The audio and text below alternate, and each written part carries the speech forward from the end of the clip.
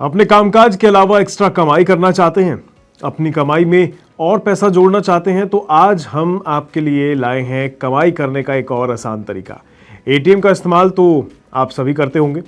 Emergency में पैसा निकालने के वक्त एटीएम ही काम आता है, लेकिन इस बार एटीएम से पैसे निकालने की बारी नहीं है, बल्कि पैसे कमाने की बारी है। जी हाँ, हम बात कर रहे हैं एटीएम फ्रेंचाइजी लेने की। एटीएम की फ्रेंचाइजी लेकर अब आप पैसा भी कमा सकते हैं। कैसे?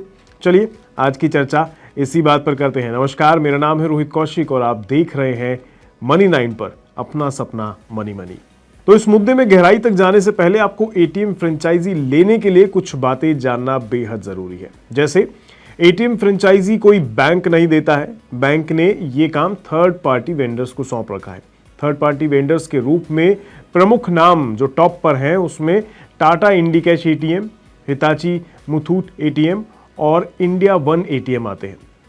टाटा इंडिकैश इनमें सबसे बड़ी और सबसे पुरानी कंपनी है। हालांकि बड़ी खबर यह है कि टाटा इंडिकैश अब टाटा की नहीं रही है। जी हां, टाटा कम्युनिकेशन पेमेंट सॉल्यूशन ने अपना 100% स्टेक ऑस्ट्रेलियन फिनटेक कंपनी फिंडीज को सेल कर दिया है, जो भारत में ट्रांजैक्शन सॉल्यूशंस प्रोवाइड करती है।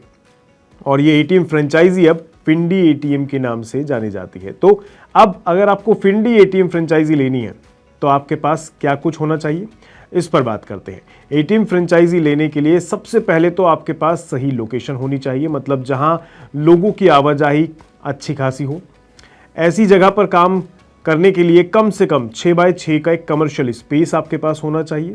ये स्पेस आप लीज पर भी ले सकते हैं। एप्लीकेशन डालने के बाद फिंडी एटीएम सबसे पहले आपकी लोकेशन को शॉर्टलिस्ट करता है। इसके बाद कंपनी के साथ एक एग्रीमेंट तैयार होता है और इसके बाद आती है पैसा खर्च करने की बारी।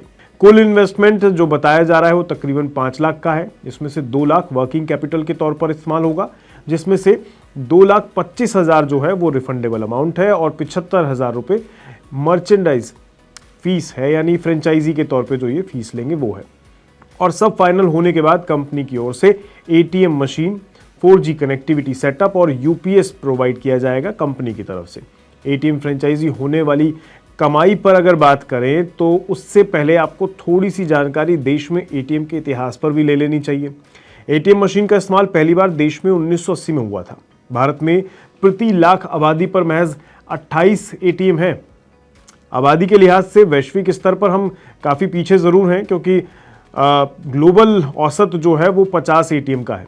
ग्रामीण इलाकों में एटीएम की पहुंच अभी भी ना के बराबर है। आरबीआई की सितंबर 2024 की रिपोर्ट के मुताबिक पूरे देश में एटीएम की संख्या 2,34,000 से ज़्यादा है। हर साल औसतन 2,60,000 करोड़ रुपए का इनसे ट्रांजैक्शन होता है एटीएम के जरिए। ये टोटल करेंसी सर्कुलेशन का 10% है। तो भले ही डिजिटल ज़माना हो रहा हो, लेकिन अभी भी एटीएम से कैश निकालने का काम होता है और काफ़ी हद तक होता है। अब आते हैं मुद्दे की बात पर।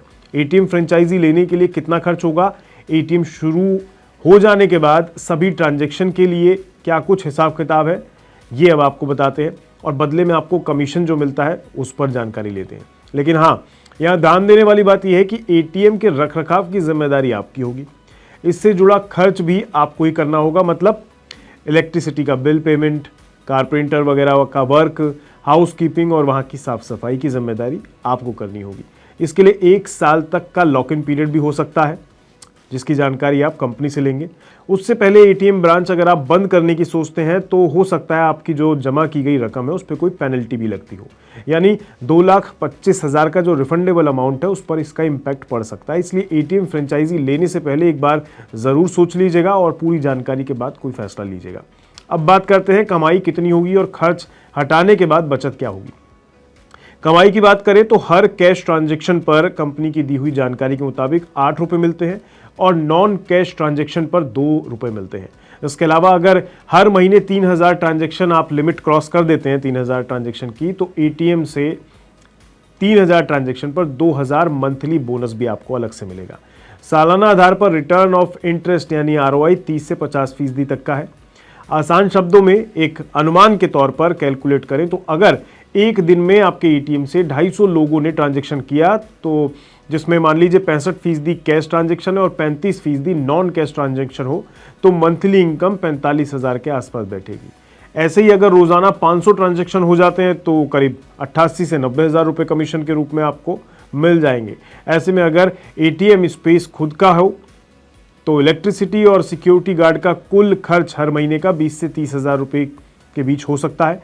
इस तरह एक महीने में कम से कम आप 15,000 या उससे ज़्यादा, जिसमें कि कमाई 50,000 भी हो सकती है, कर सकते हैं। वैसे कमाई इससे ज़्यादा या कम दोनों हो सकती है, ये इस बात पर निर्भर करता है कि वहाँ कितने कस्टमर्स रोज़ाना आ रहे हैं और कितनी ट्रांजैक्शन होती है। अब इस काम के लिए कुछ ज़रूरी डॉक्यूमेंट्स भी चाहिए होंगे, जैसे पैन कार्ड की copy, Aadhaar card, saving bank account details, GST declaration, ये सब चीज़ें आपको जमा करानी होगी। अब सबसे ज़रूरी बात, अगर आपको ये काम करना है तो यहाँ जो बात ध्यान देने वाली है वो ये कि अगर आप ये एटीएम लगवा लेते हैं तो इसमें पैसे को फिल करने का काम कौन करेगा। अगर कंपनी करेगी तो ठीक है, लेकिन अगर आपको करना होगा तो इसका हिसाब किताब कैसे होगा। अब अगर आपको ये काम करना पड़ा तो सारी जानकारी आपको लेनी बहुत ज़रूरी है कि वो पैसे आपको मिलेंगे कब, कैसे मिलेंगे। बाकी ये सारी डिटेल के लिए आपको कंपनी की ऑफिशियल वेबसाइट पर जानकारी के लिए विजिट करना होगा, जो कि है findy.atm.in पर। और इसके अलावा एक नंबर भी होगा जो कि आपको हमारी वीडियो में फ्लैश हो रहा होगा, इसे आप देख सकते हैं। और बाकी ज़्यादा जानकारी के लिए आप पूरी डिटेल के लिए इनकी वेबसाइट विजिट करें और फिर इनके एग्जीक्यूटिव से बात करके सारी जानकारी को इकट्ठा करने के बाद ही कोई डिसीजन लें, क्योंकि आपकी मेहनत की कमाई ऐसे ही कहीं भी निवेश करने से पहले पूरी जानकारी लेना बहुत ज़रूरी है। फिलहाल आज के इस एपिसोड में इतना ही रखते हैं, मुझे दीजिए इजाज़त, नमस्कार।